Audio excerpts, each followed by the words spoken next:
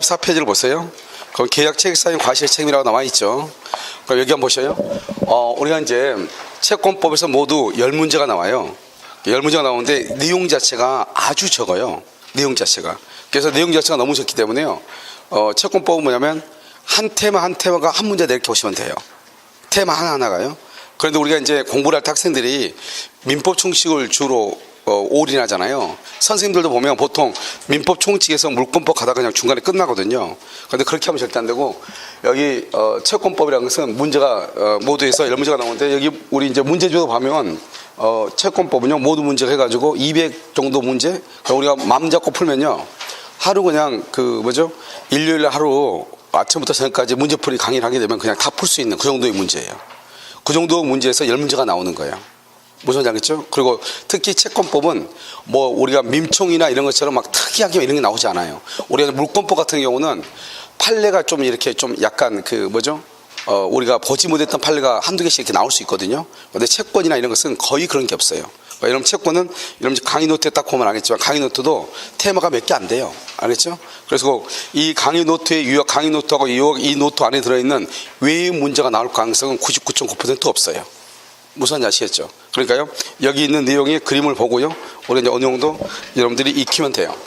자, 한번 볼까요? 먼저 이제 우리가 보면 이렇게 갑과 이렇게 을이 있죠? 갑하고 을하고 2월 1일 계약을 체결하죠. 계약을 체결했는데, 계약을 체결하기 전에 1월 30일 여기서 건물이 멸실이 되죠. 이렇게 1월 30일을 뭐라 한다? 이미 멸실이다. 이렇게 얘기하죠. 이미 멸실. 그럼 이것을 원시적 불능이다. 이렇게 얘기해요. 그럼 원시적 불능일 때는 무슨 이익을 배상한다고 그랬죠? 신뢰 이익을 배상하죠. 이렇게요. 그런데요, 계약을 체결하고 난 다음에요, 여기서 3월 1일이죠. 3월 1일을 이행기다. 이렇게 얘기해요. 3월 1일 날 등기를 해주기로 했는데 2월 20날 건물이 멸실이 되죠. 그러면 계약을 체결하고 난 다음이죠. 이것을 뭐라고 표현해? 후발적 불능이다. 이렇게 얘기하고요.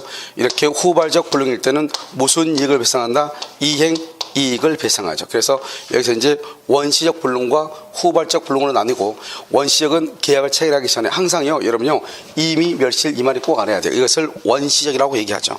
그 다음에요, 이것을 계약을 체결하기 전에 이것을 신뢰이익이라고 하고요, 계약을 체결하고 난 다음에 이것을 이행이익이다. 이렇게. 그래서 원시적 불능은 신뢰이익과 후발적 불능은 이행이익과 같이 연관이 있는 것이죠. 아시겠죠?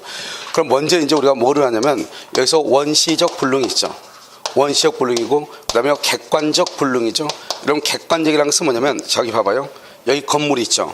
건물이요, 완전히 멸실된 것을 객관적이라고 얘기하는 것이에요. 아시겠죠? 그 다음에 주관적이 뭐냐면, 우리는 569조에서 타인 소유물에 대해서 매매 계약을 체결할 수가 있어요, 없어요? 있죠. 그러니까요, 남의 물건에 대해서 계약을 체결할 수 있죠. 그런데요, 갑의 물건을요, 을이라고 하는 사람이 병한테 팔았다 이 말이죠. 먼저 갑의 것을요. 근데요, 이 을은 갑이 자기한테 등기를 이전해 줄 걸로 믿고 팔았다 이 말이죠. 그런데 갑자기 갑이 변심해서 자기는 등기를 이전해 줄 수 없다는 거예요. 그러면요, 을은 병한테 건물 자체는 있죠. 건물이 있는데 을이 병한테 등기를 이전해 줄 수 있어요, 없어요? 없죠. 그것을 뭐라 한다? 주관적이라고 그래. 그러니까 객관적은 건물 자체가 아예 멸실돼서 없는 것이고 줄리아 줄 수가 없죠. 그런데 주관적은 건물 자체는 있는데 등기를 이전해 줄 수 없는 거예요. 그것을 주관적이라고 얘기하는 거예요. 그 다음에 원시적, 객관적, 그 다음에 여기서요, 전부가 불능인 경우가 있고요. 그 다음에 여기 일부가 불능인 경우 두 가지가 있죠. 전부가 불능인 경우는 뭐라 한다? 이것을 무효라고 얘기하는 것이에요. 그래서 여기서 이제 보면 여기 후발적이죠. 이러면 후발적은 뭐죠? 계약을 체결하고 난 후죠. 후발적은 원칙적으로 유효가 돼. 그래서 여러분요, 시험에 뭐가 나오죠? 민법 총칙에서 다음 중에서 유효인 것이 아닌 것, 그럼 뭘 묻는 것이다? 무효를 묻는 것이죠. 그 무효는 뭐냐? 그것은 원시적 불능을 묻는 것이죠. 원시적 불능은 뭐라고 되어 있냐? 이미 멸실이다. 이렇게. 이미 멸실됐다. 또는 이미 수용이 됐다. 이런 말이요. 이것을 뭐라고 한다? 원시적이라고 얘기하죠. 그래서 여러분요, 우리 시험에 뭐가 나왔죠? 다음 중에서 원시적 불능이 아닌 것은 이렇게 나왔단 말이죠. 그럼 원시적 불능인 것은 그러면 그냥 이미 멸실, 이미 수용 이 말만 딱 찾으면 되는 거예요. 그 다음에요, 전부가 불능일 때는 535조 우리 지금 배우죠? 계약 체결상의 과실 책임이요. 계약 체결상의 과실 책임을 지는 것이에요. 과실 책임 이렇게요. 계약을 체결하는 과정에서 잘못이 있는 사람은 책임을 진다 이 말이죠. 그래서 이제 이것이 독일에서 있었던 일이라고 그랬죠. 그래서 이제 얼음 사건이라고 그래가지고요. 사람을 이렇게 물건을 보여주러 가죠. 부동산을요. 보여주러 갔는데 이 사람 지금같이 겨울이어가지고 사람을 이렇게 안내를 할 때 좋은 길로 안내를 해야 되는데 어디로 안내했냐? 빙판길 위로 안내를 한 것이에요. 그러니까 아직 물건을 보지 않고 아직 계약 체결도 하지 않았죠. 그런데요, 계약을 체결하는 과정이잖아요. 그런데 이 사람이 빙판길에서 넘어져가지고 다쳤다 이 말이죠. 이때 우리가 배상을 해야 되는가? 이게 바로 뭐냐? 계약을 체결했어 안 했어? 아직 안 했지만 계약을 체결하는 과정에서 잘못이 있는 사람은 책임을 진다 이 말이죠. 그러니까 여러분들 만약에 음식점에 들어갔는데요, 비 오는 날이라든가 이렇게 눈 오는 날이요, 음식점에 바닥이 너무 미끄럽거나 그래가지고 넘어진 사람 있어 없어? 있죠? 그럼 모든 걸 누가 책임지냐? 음식점 안에서 책임을 지는 거예요. 아직 내가 주문했어 안 했어? 안 했잖아요. 그러니까 내가 문을 열고 음식점 안에 들어갔으면 계약을 체결하는 과정에 있는 거잖아요. 그러면은 상대방은요, 그럼 뭐죠? 그 음식점 주인은 손님의 안전을 보호할 의무가 그때부터 발생해. 그것을 보호 의무라고 얘기하는 거예요. 알겠죠? 그런데 아직 음식 주문하지 않았지만 그 과정에서 사람이 다치죠. 그러면 음식점 주인이 책임을 지는 거예요. 그런 것들을 다 뭐라 한다? 계약 체결상의 과실 책임이라고 얘기하는 거예요. 자, 그 다음에요. 그래서 이 계약 체결상 과실 책임이고, 여기서 봐봐요. 과실이니까 잘못이 있어야 된다. 이걸 알아야 되겠죠. 책임은요, 책임을 지죠. 책임은 뭐다? 원시적이죠. 여러분, 원시적은 무슨 이익을 배상한다? 신뢰 이익이죠. 그래서 여기요, 신뢰 이익을 배상하는 거예요. 신뢰 이익을요. 그 다음에 일부다. 일부는 수량을 지정한 매매라고 얘기하는 거예요. 수량을 지정한 매매. 이 수량을 지정한 매매는 아파트 분양을 봐봐요. 아파트 분양 보면 평당 1,000만 원 이렇게 하죠. 1,000만 원 30평 이렇게 하면요. 얼마에 계약을 했다? 3억 원에 계약했다 이 말이죠. 그래서 항상 수량을 지정했다고 한 말은 항상 아파트 분양처럼 평당 얼마 이렇게 계약을 해야 돼. 예를 들어서 여러분요, 이 건물 몇 평이에요? 100평인데요. 얼마에 파실 거예요? 1억 원이에요. 그래서 1억이면 내 생각에는 평당 100이네 이렇게 생각할 수 있잖아요. 그런 거 필요가 없어요. 이렇게 통째가지고 계약했는데 면적이 부족해. 그럼 면적이 부족하다고 얘기하지 않아요. 그것을 수량이 부족하다고 얘기하지 않아요. 항상 우리가 계약을 할 때 평당 얼마 이렇게. 그러니까 임대차를 줄 때 평당 35,000원 이렇게요. 이렇게 평당 얼마 이렇게 했을 때 뭘 한다? 그것을요, 수량을 지정한 매매, 수량을 지정한 임대차라고 하고, 그랬는데 일부가 부족이다 이 말은 다른 말로 면적이 부족하다 이 말이죠. 그것을 뭐란다? 574조 뭐라고 얘기해요? 수량 부족의 담보 책임이다 이렇게 얘기하죠. 그래서 수량 부족의 담보 책임, 이 담보 책임은 원칙적으로 유효해요. 이게 문제야. 그러니까 여기 보면 우리가 원시적 불능하고 관계가 되는 것은 원칙적으로 무효가 돼야 되잖아요. 그때 무효는 전부가 불능일 때 무효가 되는 것이에요. 우리가요, 법은 수학 공식과 똑같다고 몇 번 얘기했어요. 일단 구조를 먼저 봐야 돼. 우리가 기본적으로 우리가 수학 못하는 친구들 있죠. 그 수학 못하는 친구들은 딱 이유 하나밖에 없어요. 공식을 모르는 거예요. 알겠죠? 일단 기본적으로 공식을 어느 정도 알고 그 다음에 대입을 하는 것을 해야 되잖아요. 근데 기본적인 것이 안 되니까 이게 진도가 안 나가는 거죠. 그러니까 여러분 민법도 마찬가지로 기본적으로 우리가요, 기초적으로 알아야 될 것들이 있거든요. 기본적으로요. 그것만 하면 여기에서 단지 가지가 좀 더 벌어지는 거예요. 그리고 채권법은 특히나 양이 적어요. 아시겠죠? 여기 보시면 일단요, 여기 보면 수량 부족의 것은 유효가 돼. 근데 우리가 담보책이라는 것은 뭐냐? 원시적은 원시적인데 항상 담보책은 뭐죠? 계약을 체결하고 난 다음에 문제가 되죠. 근데 그 문제가 뭐냐면 계약을 체결하기 전에 문제가 있었는데, 무슨 약이죠? 원시죠. 계약을 체결하고 난 다음에 그게 밝혀진 거예요. 그러니까 처음부터 이것은 면적이 원래 이게 25평밖에 안 됐어. 처음부터 면적이. 이런 갑자기 면적이 늘어날 수는 없는 거잖아요. 처음부터 이 땅이 25평이었는데 이 사람은 나한테 30평이라고 나한테 판 거예요. 그런데 계약을 체결하기 전에 이미 이 면적은 계약을 체결하기 전에 원시적이죠. 이미 몇 평 했다? 25평 했다 이 말이죠. 그런데 계약을 체결하고 나서 딱 보니까 얼마더라? 25평이더라. 원래는 몇 평이라고 했는데 30평이라고 했는데 이해되시죠? 그러니까 이 담보 책임은 원시적으로 이미 문제가 있었던 것이에요. 이미 계약을 체결하기 전에 이미 문제가 있었어. 그런데 계약을 체결하고 난 다음에 보니까 그게 인지 밝혀진 거죠. 물건이 이미 하자가 있었어. 이미요, 이 물건이 지금 비가 오니까 그랬지, 비가 오면 항상 빗물이 샜단 말이죠. 그런데 우리 눈에는 안 보인 거죠. 계약을 할 때는. 그래서 계약을 해가지고 잔금을 주고 등기를 받아서 왔는데 어느 날요, 비가 오는 날 보니까 비가 새더라 이 말이죠. 그러니까 이것이 계약 체결하고 나서 집을 내가 사고 난 다음에 만약에 그때부터 비가 샜다고 하면 문제가 안 되는데 이미 그 전에 하자가 있었던 거죠. 이미 하자가 있었던 것을 나한테 판 거죠. 알겠죠? 그것을 말한다 담보책임이라고 그래. 그러니까 이 담보책임은 일단 원시적으로 문제가 있었던 것을 계약을 체결하는 과정에서는 알았다 몰랐다. 계약을 체결하고 나서 그 사실을 알게 된 거죠. 알겠죠?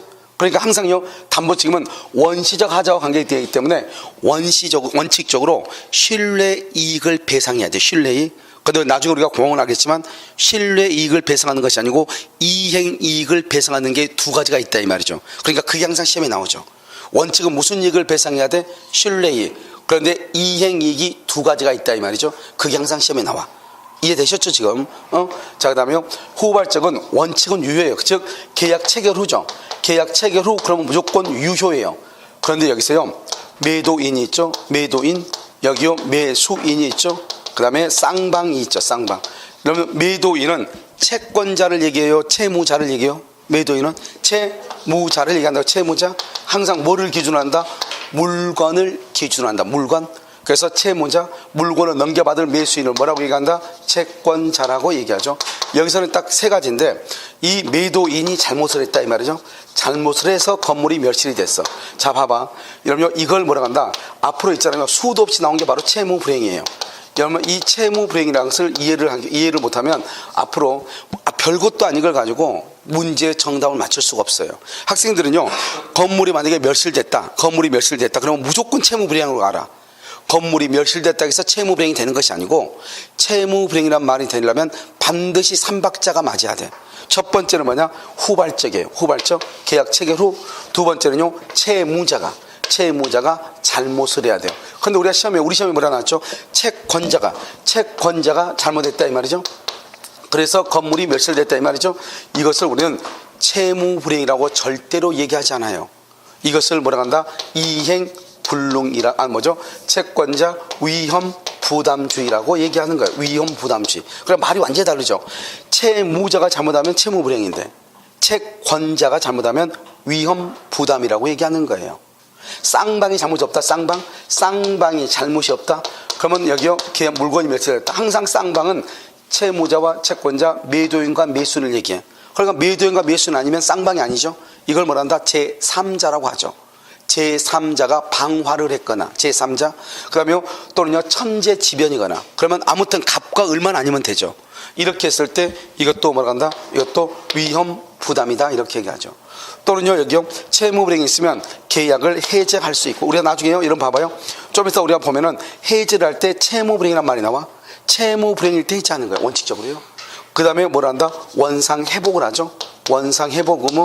그 다음에 손해배상을 하죠. 손해배상. 그 다음에 우리가 이제 잘못이 있든 없든 관계없이 여기서 뭐가 나오냐? 대상청구권이 나와. 대상청구권이요. 보통 대상청구권은요 잘못이 없을 때 나오는 게 대상청구권인데요, 잘못이 있을 때도 대상청구권이 나올 수 있어요. 아시겠죠? 그래서 여기서 이제 봐봐. 여기서 또 한 가지 중요한 시험이 나올 수 있는 것은 뭐냐면, 우리가 이 표를 가지고 민법 총칙에서는 무조건 한 문제가 나오죠. 우리가 보면 목적의 확정성, 가능성, 적법성, 사회적 타당성이 있죠. 그럼 거기 보면 뭐가 나온다? 가능성이 나오죠. 가능성. 그 가능성에서 원시적 불능이냐 후발적 불능이냐 하는 것이 시험에 나온다 이 말이죠. 그럴 때 보면은 여기서요 이 원시적은 항상 이미 멸실, 이미 수용이라는 것이에요. 봐봐, 이 말 한마디가 세 가지로 시험에 나온다. 다음 중에서 무효인 것은 이미 멸실, 이미 수용. 다음 중에서 계약 체결상의 과실 책임과 관련이 있는 것은 이미 멸실, 이미 수용. 다음 중에서 원시적 불능을 찾으시오. 이미 멸실, 이미 수용이에요. 그러니까 이미 멸실, 이미 수용이 세 가지가 관계가 있다. 아시겠죠? 자, 두 번째. 여기서 또 한 가지 문제가 되는 게 뭐냐면, 다음 중에서 후발적 불능과 관계가 없는 거. 후발적 불능 관계가 없는 거. 이게 전부가 다 후발적 관계되죠? 그러면 항상 우리가 시험에 뭐라고 그랬죠? 시험 공부는 무조건 보는 게 아니고 표를 보는 거예요. 후발적과 관계가 없는 거 뭘 묻는 거예요? 원시적을 묻는 거죠. 원시적. 그런데 여기 봐봐. 원시적은 계약 체결상의 과실책임밖에 없잖아요. 아까 담보책임은 뭐라고 그랬죠? 원시적 문제로 인해 계약을 체결하기 전에 있었던 문제를 가지고 계약 체결한 후에 따지는 거죠. 그러니까 이것은 사실 이 담보책임은 원시적과 관계가 있다고 말하기는 조금 힘들죠. 알겠죠? 그러니까 원시적 불능은 딱 하나밖에 없어. 그럼 봐봐요. 우리가 이런 말 쓸 수 없죠. 다음 중에서 원시적 불능이 아닌 것은, 이렇게는 시험에 나올 수가 없지. 왜요? 그렇게 나오려면 원시적 불능이 몇 개 있어야 돼? 4개가 있어야죠. 4개가 최소한. 아니면 4개가 있어야 문제가 지문이 구성될 거 아니에요. 그런데 이건 하나밖에 없으니까 절대로 시험에 나올 수가 없어. 시험에 뭐라고 나오냐? 후발적 불능과 관계가 없는 것, 이게 나오죠. 그럼 후발적 불능이 이렇게 많아. 몰라도 돼. 언제나 정답은 계약체결상의 과실 책임일 거니까.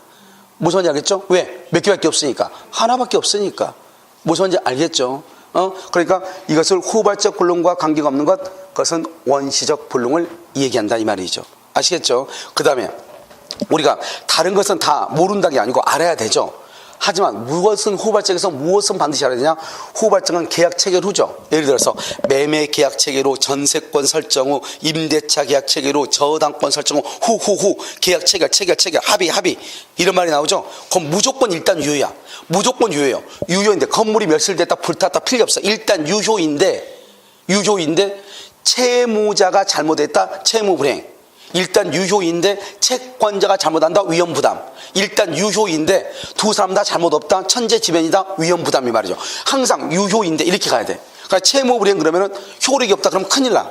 일단 계약 체결상 뭐죠? 계약을 체결하고 난 후는 일단 유효인데 이 말이죠. 아시겠죠? 그 다음에 두 번째, 후발적에서 중요한 것은 채무불이행이라는 말을 이해를 못하면 아무것도 못해.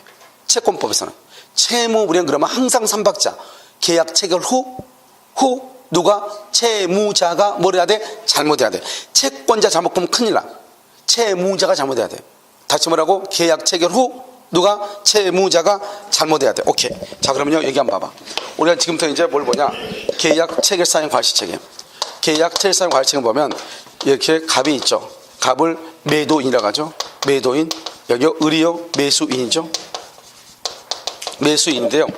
여기서 보면 2월 1일 계약을 체결했죠. 계약을 체결했는데 이미 이 건물이 1월 30날요. 1월 30날 건물이 멸실됐어. 항상 이미죠. 이미 멸실이 됐어. 이미 멸실이 됐는데 갑이 그걸 속이고 을하고 2월 1일날 계약을 체결한 거예요. 그러면요 을의 입장에서는요 처음부터 건물이 없는 것을 알았으면은 계약을 체결했다 안 했다? 안 했죠. 그럼 봐봐요. 이 매도인 갑을 뭐란다? 매도인은 자기 건물이니까 없는 것을 알고 있다, 모르고 있다? 알고 있다. 여기서는 악의 또는 과실이 있다 이런 말이죠. 여기 을 매수인은요, 매수인은 항상 반드시 선의 플러스 무과실이 돼야 돼. 선의 플러스 무과실은 건물이 없는 걸 절대로 몰라야 돼. 그 다음에 이건 뭐죠? 계약이 체결하기 전에 멸실됐죠? 이것을 원시적이라고 한다, 후발적이라고 한다. 원시적이라고 하죠. 원시적 불능이라고 얘기하죠. 원시적 불능은 신뢰이익이다, 이행이익이다, 신뢰이익이다. 그래서 신뢰이익을 배상한다 이런 말이죠. 아시겠죠? 그런데 봐봐요. 신뢰이익 배상하는데요. 여기요 계약의 체결이 난 후는 후발적은 무슨 이익이다? 후발적은 이행이익이죠. 이행이익. 그래서 이행이익을 넘으면 안 되는 것이에요. 알겠죠? 자, 그럼 봐봐. 이게요 전부 다예요. 계약 체결상 과실책임은 이거밖에 없어. 논점이. 그 시험에 잘 나온다 안 나온다? 안 나오죠. 그러니까 계약 체결상 과실책임은 매년 나온 적은 한 번도 없어요. 보통 1년 걸리든 2년 걸리든 이렇게 나와. 그래서 1년이나 2년의 터울을 두고 나와. 왜? 논점 자체가 전혀 없으니까. 논점이 몇 개인가 볼까요 지금부터요? 계약 체결상 과실책임은 첫 번째요, 갑은 악이나 과실이 있어야 돼. 반드시. 두 번째, 을은 반드시 뭐가 있어야 돼? 반드시 선이 무과실이 돼야 돼. 세 번째, 무슨 불능이 돼야 돼? 원시적이고 객관적이고 전부가 불능이 돼야 돼. 전부가 불능이 돼야 돼. 일부가 불능되면 된다 안 된다? 안 돼. 원시적, 객관적, 전부. 세 번째는요, 무슨 이익? 네 번째 무슨 이익? 신뢰이익. 무슨 이익을 넘을 수 없어? 이행이익을 넘지 못해. 봐봐요. 그럼 봐봐. 신뢰이익이 100이에요. 이행이익이 200이에요. 얼마만 청구한다? 100만 청구하죠. 신뢰이익이 200이에요. 이행이익이 100이에요. 얼마만 청구한다? 100만 청구한다. 우리가요 신뢰이익을 청구하는데 이행이익을 넘지 못한다는 거예요. 신뢰이익을 청구하는데 이행이익을 넘지 못해. 신뢰이익이 100이에요. 이행이익은 200이에요. 그러면 신뢰이익만 청구해. 신뢰이익이 200이에요. 이행이익이 100이에요. 100만 청구하는 거예요. 알겠죠? 이렇게 이것을 얘기한다 이 말이죠. 여러분요 아마 우리 문제에도 그것이 있지 않나요? 여러분요 문제집이요 304페이지 봐봐. 문제집 304. 자, 문제집 304페이지요. 감정평가사 문제죠? 여러분 지금 되어 있어요? 304? 봤어요? 304페이지 다 폈나요? 자, 31번 갑은 을에게 그림을 매각하는 계약을 체결했다. 계약을 체결했죠? 그런데 그 그림은 줄거봐. 이미 항상 임이란 말이죠. 줄었어요. 304페이지. 임이 계약 체결 전, 임이 화재로 소실, 동그라미. 소실이란 말은 멸실이죠. 임이 멸실이잖아요. 이것을 뭐란다? 원시적 불능이라고 얘기하죠. 임이 멸실. 됐죠? 그래서 한편 을은 계약 체결에 소요된 비용 100만 원 줄고요. 소요된 비용 이것을 신뢰이익이라고 얘기해요. 그 다음에요, 그림을 전매하였더라면 얻었을 이익 줄고요. 전매하였으라면 얻었을 이익, 그것을 전매차익이라고 얘기해. 100만 원에 사가지고 500만 원에, 알겠죠? 전매차익 이퀄 이행이익이라고 얘기하는 거예요. 이행이. 그런데 지금 이것은 계약 체결상의 과실 책임이죠. 이럴 때요, 무슨 이익을 배상한다? 신뢰이익. 무슨 이익을 넘을 수 없다? 이행이익. 그래서 돈을 얼마를 받는다? 100만 원. 이 말이죠, 이게. 무슨 말인지 알겠죠? 이것을 신뢰이익 배상이다, 이렇게 얘기를 하는 것이에요. 계약 체결상의 과실 책임. 그러니까 봐봐요. 여기서 이제 시험에 나올 수 있는 거 하나만 더 팁을 하면 이거예요. 지금 지문이 몇 개 안 되죠. 지문이 안 되니까 계약 체결상의 과실 책임은 여기 보면 갑은 반드시 악이나 과실, 을은 반드시 선이 무과실이죠. 그런데 다른 국고채 다 뭐라고 나오냐? 다. 을은요, 다섯 번째. 을이 만약에 을이 악이라면 이 말이죠. 을이 악이다. 을이 악이나 또는 을이 과실이 있다면 이 말이죠. 여기요, 을은 반드시 선이 무과실이죠. 그런데 을이 악이나 과실이 있다 이 말이죠. 그러면 갑은 을한테 책임을 진다 안 진다? 안 진다. 이거밖에 없어. 알겠죠? 지문이 없으니까. 자, 그럼 봐요. 거기 어디로 보자면, 자요, 144페이지 그림을 봐. 여기 강의 노트 144페이지 봤어요? 자, 맨 위에 원시적, 객관적, 임의 멸실, 임의 수용이죠. 그러면 이것이 원시적이죠. 전부, 그 다음에 전부 불능이면 무효죠. 무효. 계약체에서 과실 책임을 질 수 있고, 일부는요, 일부는 두 번째요, 수량을 지정한 매매죠. 그러면 수량 부족 담보 책임이죠. 담보 책임이지 뭐가 되지 않는다? 화살표, 계약 체결상의 과실 책임이 될 수 없다 이 말이에요. 그 다음에 후발적은요, 계약 체결 후죠. 후 뭐다? 유효다. 유효. 계약 체결 후 유효. 바로 밑에요, 채무자의 잘못이 있다. 채무불이행. 채권자가 잘못이 있다. 위험부담. 쌍방이 잘못이 있다. 위험부담 대상지원권이죠. 그럼 옆에 나와있죠. 문제를 이미 써놨죠. 후발적 불능과 관계없는 건 뭐다? 계약 체결상의 과실 책임이다. 아시겠죠? 그거 하나만 알면 되죠. 자요, 밑에요, 계약 체결상의 과실 책임이죠. 갑은 반드시 뭐가 돼야 돼? 악이나 과실. 을은 반드시 뭐가 돼야 돼? 선이 무과실. 을 위에 봐봐. 을이 악이나 또는 과실이다. 갑은 책임을 진다 안 진다? 안 진다. 옆에 뭐라 놨어? 갑도 과실이 있고 을도 과실이 있다. 그러면 된다 안 된다? 안 돼. 계약 체결상 과실 책임은 갑은 반드시 악이나 과실이 있는데 을은 반드시 뭐가 돼야 돼? 선이 무과실이 돼야 되니까. 알겠죠? 그 다음 밑에요, 밑에 보면 임이죠. 임이 1월 30날 임이 수용이 됐죠. 멸실 수용. 3번에 원시적 불능이죠. 무슨 이익이다? 신뢰이익이다. 무슨 이익을 넘지 못한다? 이행이익을 넘지 못한다. 그러면요, 봐봐. 우리 법조문에 뭐라고 나와 있냐? 이행이익이란 말이 무슨 말이냐 이 말이죠. 그렇게 나와 있어. 계약이 유효함으로 인하여 생길 이익이다. 그것을 이행이익이라고 그래. 그것을 뭐라 한다? 전매차익이다 이렇게. 그런데 신뢰이익은요, 상대방이 계약의 유효를 믿었으므로 줄거봐. 믿었으므로 믿을 신자죠. 그래서 신뢰라고 그래. 그러니까 이행이익하고요, 신뢰하고 뭐가 비슷한 말 같잖아요. 틀리단 말이죠. 신뢰이익이라는 것은 계약이 유효하게 성립될 것으로 믿었다 이 말이야. 믿었다. 믿었는데 계약이 성립이 안 됐다 이 말이죠. 뭐다? 목적물 조사 비용이라든가 융자 받은 경우에 이자 같은 것을 신뢰이익이라고 하고. 아시겠죠? 자, 밑에요, 교섭 단계 봐봐. 이건 너무너무 간단해. 자, 지금부터 여러분요, 이것을 알았으면 지금부터 교섭 단계를 아는 것은 더 쉬워. 봐봐. 여러분, 교섭 단계가 뭐죠? 교섭 단계라고 하는 것은 뭘 얘기해요? 둘이 지금 계약을 체결하기 위해서 합의하는 거죠. 교섭 단계란 말이 무슨 말이죠? 교섭은 계약을 체결했어 안 했어? 아직? 체결했어 안 했어? 체결 전이죠. 이걸 알아야죠. 체결 전은 원시적이요 후발적이요? 원시적이죠. 원시적? 계약 체결 전이니까요. 계약 체결 전. 그러면 체결했어 안 했어? 안 했죠. 안 했으니까 채무 불이행이란 말이 나와 안 나와? 채무 불이행이란 말이 나와 안 나와? 안 나오죠. 우리 시험에는 뭐라고 나왔다? 교섭 단계에서 부당 파기가 났단 말이죠. 그럴 때 뭐라냐? 계약 책임을 진다. OX, X. 교섭이란 말은 아직 계약이 성립되지 않았잖아요. 성립되지 않았으니까 계약 책임이다 또는 계약 체결 뭐죠? 채무 불이행이다 이런 말이 나올 수가 없어. 왜? 채무 불이행은 언제 나온다? 계약이 뭐하고 난 다음에 성립하고 난 다음에 나오는 말이다 이 말이죠. 알겠죠? 그 다음에 원시적이죠. 원시적이니까 무슨 이익을 배상한다? 실내 이익을 배상하죠. 실내 이익을 배상하죠.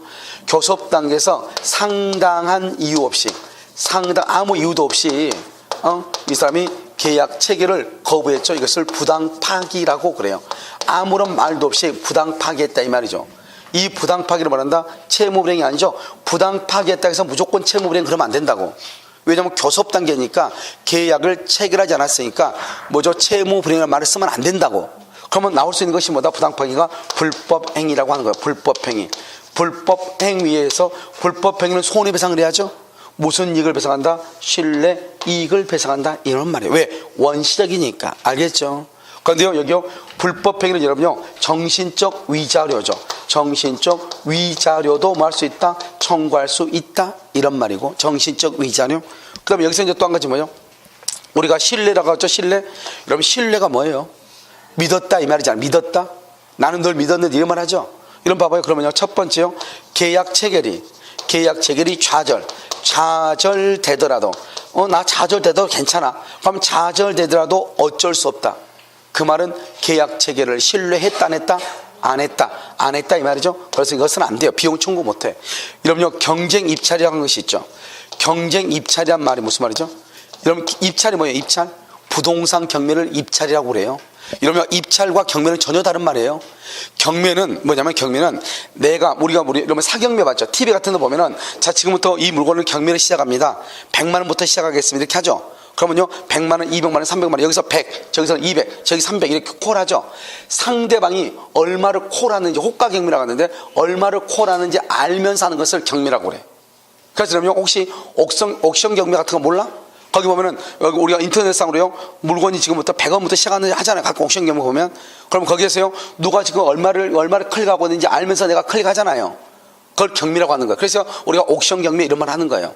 여러분, 옥션 입찰이란 말 들어봤어? 입찰은 뭐냐면 상대방이 얼마의 가격을 제시하는지를 모르는 것을 입찰이라고 그래. 그러니까 여러분요, 공공기관에서 하는 것은 경매는 없어.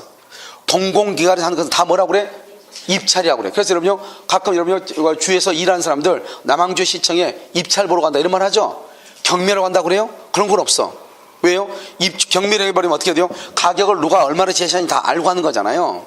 그러니까 여러분, 부동산 경매는 상대방이 가격을 얼마를 제시한지를 안다 모른다? 모르죠.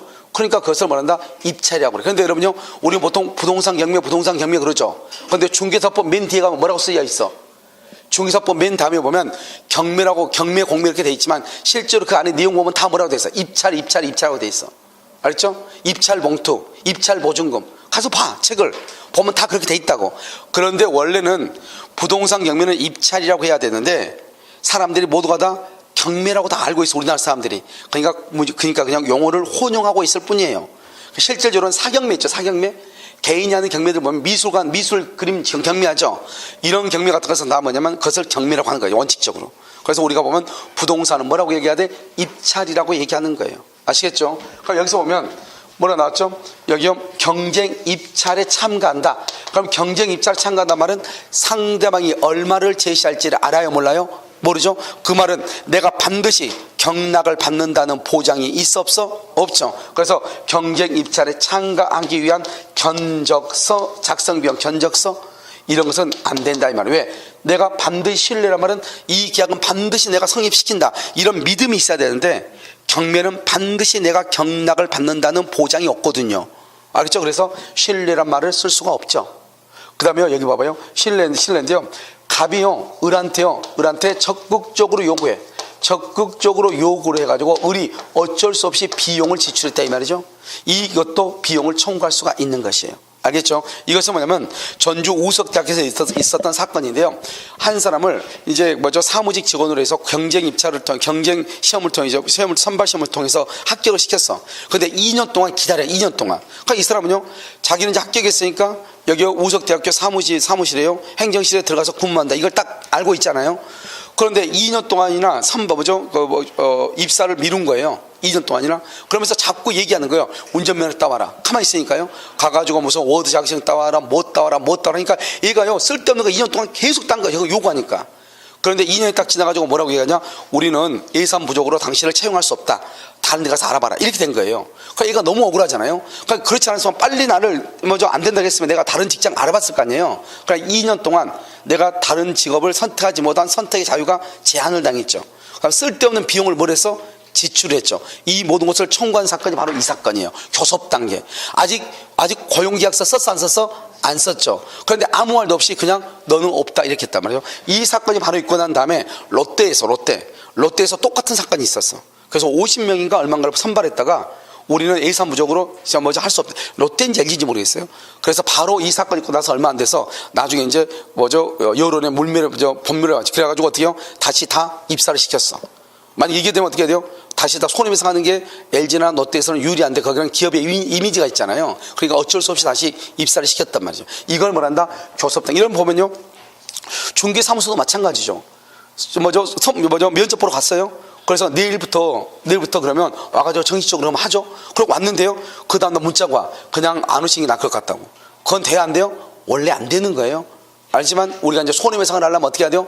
그에 대한 믿음에 따라서 어떤 손해가 있어야 되는데 하루 사이에 몇 시간 때문에요? 문자가 오고 가고 그러니까 큰 손해 입은 게 있어 없어? 없으니까 우리가 손해배상 청구하지 못해서 그렇지 누군가가 성질 더러운 사람이 있어가지고 따지면 그것도 문제가 되죠. 그런데 여러분 나중에 보면 학교 나서 중개업소에 가서 보면 이 사람이 사람을 먼저 만나겠는데 A라는 사람이 왔는데 B라는 사람이 더 마음에 든다 이 말이죠. 그런데 이 사람을 모르고 오래 하겠단 말이죠.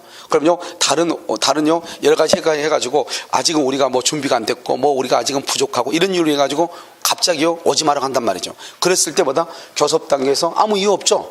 자기가요 엉뚱한 이유를 대가지고 한 거잖아요. 상당한 이유 없이 부당파기 하면 불법행위가 성립할 수 있는 것이에요. 무슨 말인지 알겠죠?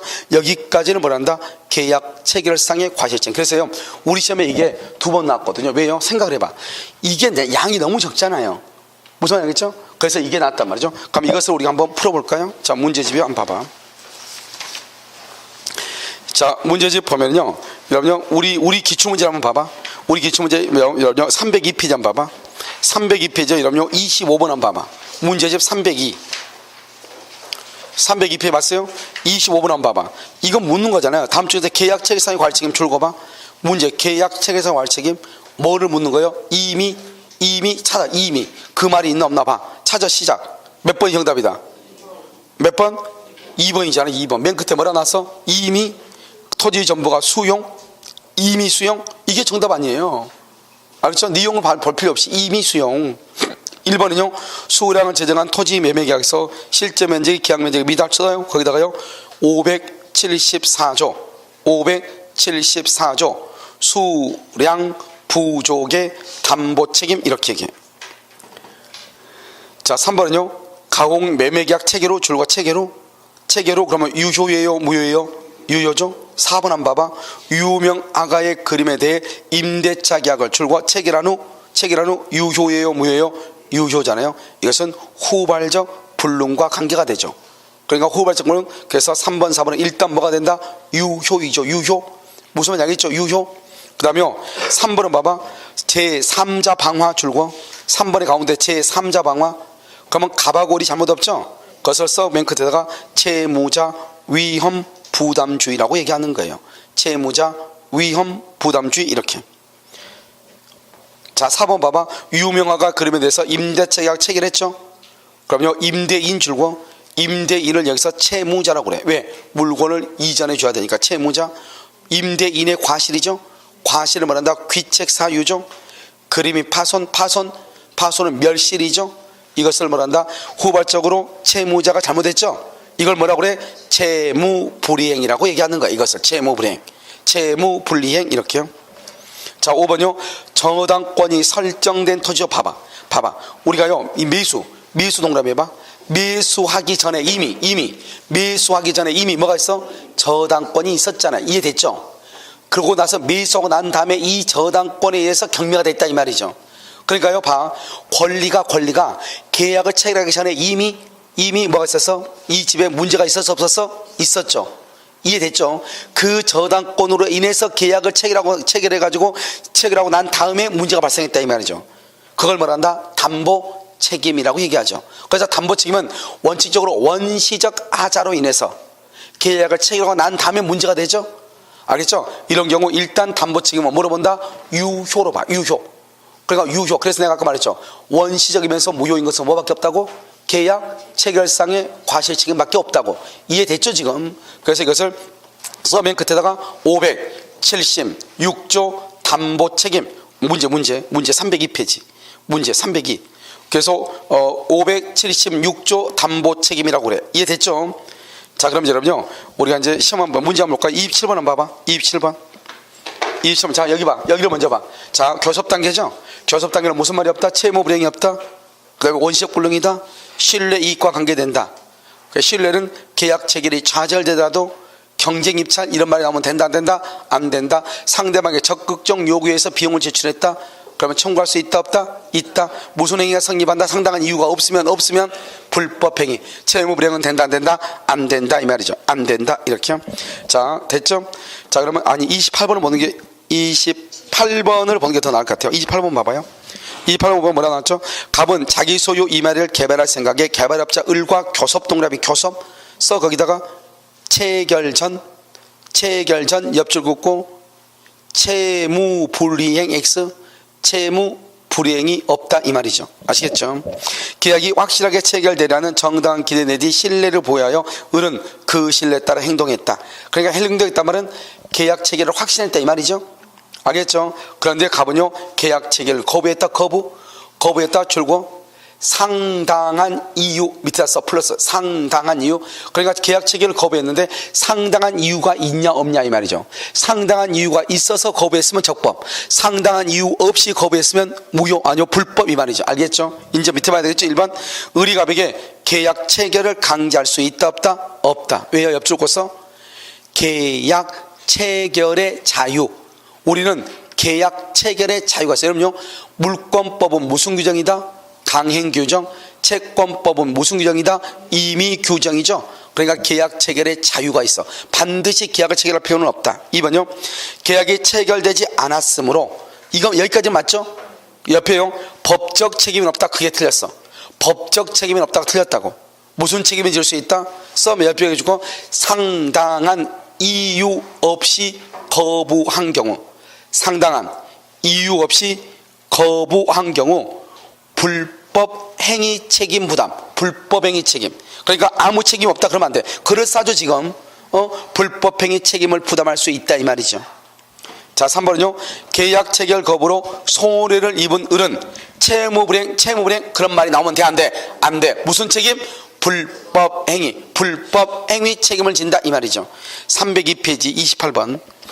자, 4번은요 계약 체결 거부 이유가 줄과 상당하다. 이유가 상당하다. 적법이다 불법이다? 적법이다. 적법. 그러니까 맨 끝에 손해를 배상한다 안 한다? 안 한다. 안 한다 이 말이죠. 자, 5번은요 갑이 손해배상 책임을 지죠. 손해배상 책임을 지면 무슨 책임을 진다? 무슨 책임? 신뢰. 모든 책임이 아니고 맨 끝에 모든 책임이 아니고 신뢰 이익 배상 책임이다. 신뢰 이익 배상 책임. 이렇게 무슨 이해되셨나요? 이렇게 나오는 것이다 이 말이죠. 여러분 오른쪽 봐봐. 어마무시 길게 나왔지. 29번. 이건 봐봐요. 이건 0.5초 만에 돼요. 말이 아무리 길어도 여기 있는 거 그대로 지금 얘기 1, 2, 3, 4, 5 한번 볼까요? 1번 한번 봐봐. 어느 일방이 교섭 단계 줄과 계약이 확실하게 체결되리라는 정당한 기대 내지 신뢰를 보여하여 상대방이 그 신뢰에 따라 행동하였음에도 줄고 상당한 이유 없이. 우리가 모든 글을 다 보는 우리 시험에는 이렇게 나와. 교섭 단계에서 상당한 이유 없이 바로 이렇게 나와. 우리 시험은. 알겠죠? 그래서 계약 체결을 거부 동그라미. 그러면 맨 끝에 채무불이행을 구성한다. OX 뭐를 구성한다? 불법 행위를 구성한다. 교섭은 계약을 체결하지 않았기 때문에 채무불이행이라는 말을 쓸 수 없어. 채무불이행은 언제 나온다? 후발적에서 나온다. 니은 계약 교섭의 파기로 인한 불법 행위가 인격적 법익을 침해함으로써 인격적 법익 침해 줄고 정신적 고통을 초래해 줄고 그러면 맨 끝에 두 번째로 맨 끝에 별도로 손해배상을 받을 수 있다. 청구할 수 있다. 정신적 위자료죠. 자, 그 다음에 디귿 봐봐. 디귿의 두 번째 쪽. 우리 시험은 앞에는 절대 안 나와. 두 번째 쪽 가운데 경쟁 입찰에 참가하기 위해서 거기 찾았어요? 줄고 경쟁 입찰 신뢰가 된다 안 된다? 맨 끝에 신뢰이익 손해에 해당하여 손해배상 범위에 포함된다. OX, X. 이 말은 필요가 없다 이 말이죠. 아시겠죠? 자, 그러면 니을 봐봐. 니을에서요, 여러분 중요한 것은 뭐냐? 첫 번째 줄 끝에요. 첫 번째 줄 끝에 뭐라고 나왔죠? 이행의 착수가 상대방의 적극적인 요구 딱하기요. 상대방 적극, 아까 말했죠? 우석대학에서요, 자꾸 이것저것 따오라 했다 이 말이죠. 적극적 요구에 따른 것이죠. 그 다음에 줄 긋지마.